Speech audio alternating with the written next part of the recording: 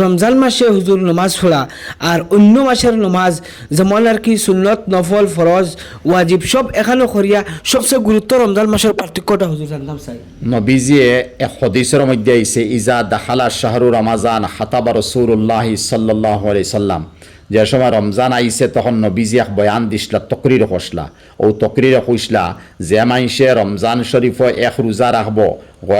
এক ফরজ আমল করব গয়ের রমজানের ফরজর বরাবর 70 ফরজর বরাবর, আর যে মাইসে রমজান শরীফে এক নফল আমল করব যেমন সুবহানাল্লাহ আলহামদুলিল্লাহ তসবিতা নফল আমল বা 2 রাকাত নমাজ নফল, এই নফল তসবি বা তিলাওয়াত বা নমাজ যে আছে গয়ের রমজানের এক ফরজর বরাবর, তাইলে রমজানের গুরুত্ব তখন আইছে যে এক আমল করলে 70 আমলের বরাবর ফাইয়ার, আর এক নফল করলে এক ফরজর বরাবর ফাইয়ার। তে আল্লাহ পাকে খাস রমজান শরীফের মধ্যে যার কারণে হদিসে গেছে রমজানও 8 খান জন্নত খোলা থাকে শুধু রমজানও বরকতে, আর 7 খান জাহান্নামের দরওয়াজা বন্ধ থাকে শুধু রমজানের বরকতে। আবার নবীজি ফরমাইতরা ওয়া তাস্তাগফিরু লাহুমুল হিতানু হাত্তা ইফতিরু,